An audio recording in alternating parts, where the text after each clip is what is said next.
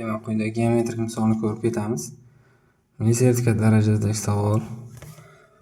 Xo'p, bitta to'g'riburchak, uchburchak ichiga ikki xil kvadrat chizilgan ekan. Ya'ni bu yerda birinchi to'g'riburchakning umumiy qilib kvadrat chizilgan, ikkinchisi esa bir tomoni gipotenuzada yotadigan qilib kvadrat chizilgan.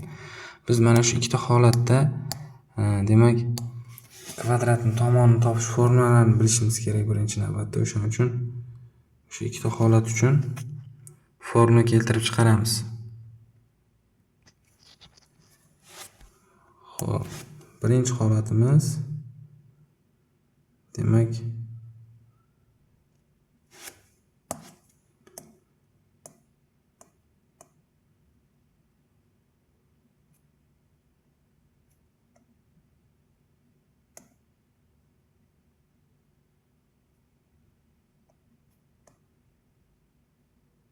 mana shunday bo'ldi.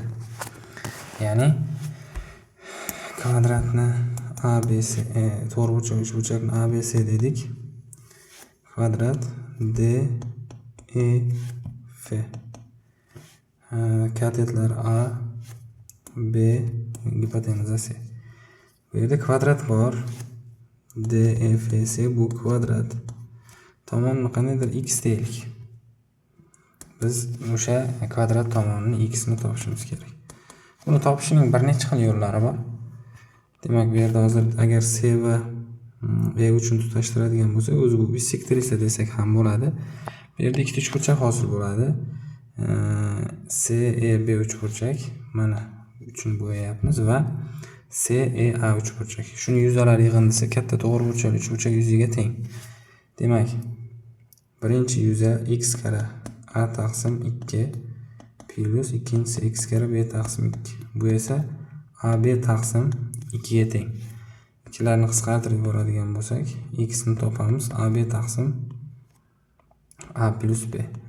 Bu formula demak to'g'riburchakni umumiy qilib chizganda kvadratning tomonini topish formulasi. Ikkinchi holatni ko'ramiz. O'z bu yerda eng asosiy holat mana shu. Tomonni topishda ozgina qiyinchilik bo'lishi mumkin. Ya'ni bir tomoni gipotenuzada yotadigan qilib kvadrat chizildi. Mana shunday. Xuddi o'sha ABC to'g'riburchak, uchburchak K nuqta, L nuqta, M nuqta va N nuqta bo'la qolsin. Bu yerda ham kvadratlar bor. Tomoni A, B, gipotenuza C, Y bo'la qolsin. Xo'p, buni topish uchun esa sal boshqacha ajrataman. Bu yerda mana bular 90 gradus. C uchidan balandlik tushiramiz. C uchidan balandlik tushiradigan bo'lsak, mana bu KL bilan balandligimiz parallel bo'lib qoladi, ikkalasi bir-biriga. Va mana shu ichkaridagi qismi Y ga teng bo'ladi. Umumiy h deb oladigan bo'lsak, mana bu qismga h minus y masofa qoladi. Xo'p, bu yerda uchburchaklar o'xshashligidan foydalanamiz. Mana bu keyin yoza qoling. Uchburchak K C N o'xshash uchburchak A B C ga. Mana bu kichkina uchburchak katta uchburchakka o'xshash. O'xshashlik qoidasiga ko'ra, kichik uchburchakdagi balandlikning, bu yerda balandlik h minus y ga mos kelyapti. H minus y ning katta uchburchakdagi h ga nisbati kichik uchburchakdagi gipotenuza x ning katta uchburchakdagi c ga nisbati. Gipotenuza k ning c ga nisbati. Mana shu yerdan biz xato ketib qoldi. Y ning c ga nisbati. Shu nisbatdan topib olamiz. 1 minus y taqsim h deydigan bo'lsak, bu yerdan y ni chiqarib olib, olsak 1 taqsim h plus 1 taqsim c teng 1. Va bundan y topsak h ko'paytiruv c taqsim h plus c bo'lib qoladi. H ni ham topish formulasi bor to'g'riburchak, uchburchakda. H u yerda AB taqsim c ga teng. Ko'paytiruv c taqsim AB taqsim c plus c. Xo'p, umuman h beradigan bo'lsak, formula kelib chiqadi bizda. Demak, ABC taqsim AB plus C kvadrat. Agar C kvadrat o'rniga A kvadrat plus B kvadratni qo'yadigan bo'lsak, A kvadrat plus B kvadrat plus AB mahrajida, ABC esa suratida. Bu formulamiz esa ikkinchi holatdagi kvadratning tomonini topish formulasi.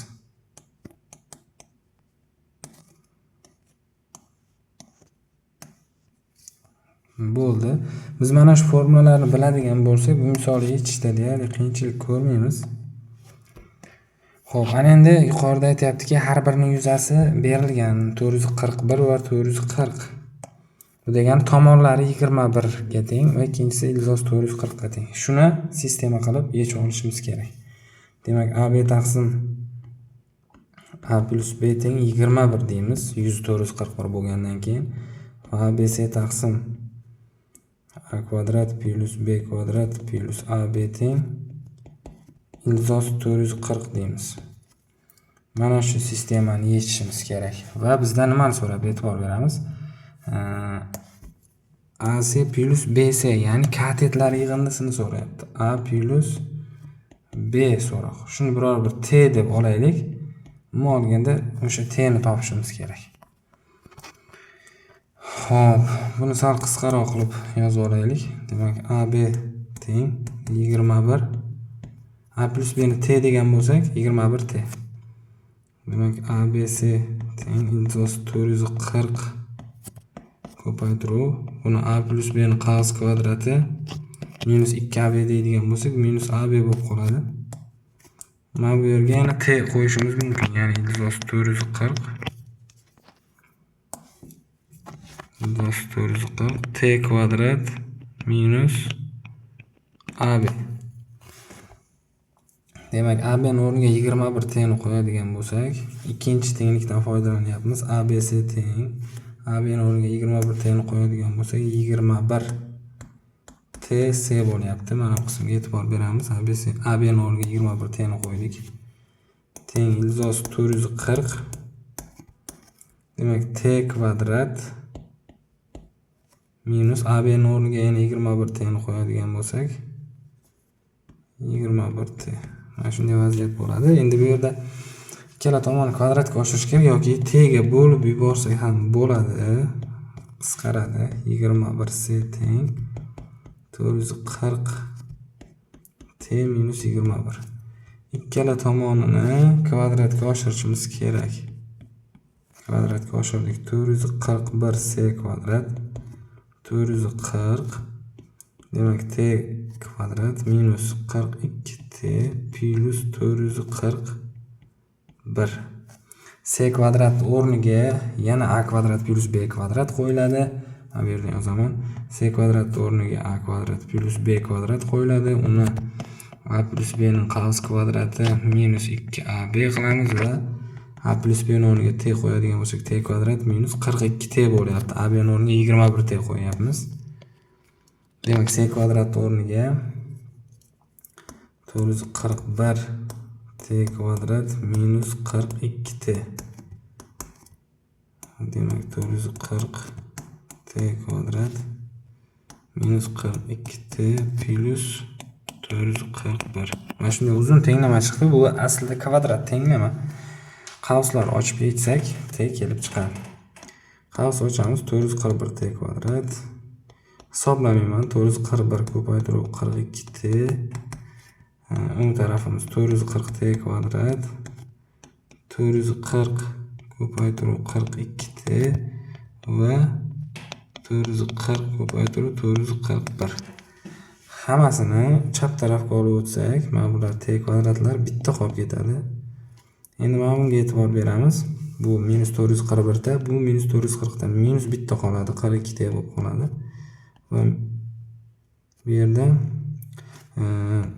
o'sha 440 ko'paytiruv 441 o'ng tarafda qolsin deylik. Endi chap taraf formulaga tushish uchun 21 kvadratini qo'shib yuboraman. T kvadrat minus 42 T plus 21 kvadrati, ya'ni 441 teng 440 ko'paytiruv 441 ni yoniga yana 441 qo'shilyapti. Shunda bu t minus 21 ning kvadrati teng narigi taraf 441 ning kvadrati bo'lib qoladi. Qavsdan chiqadigan bo'lsa, ildizdan chiqaramiz.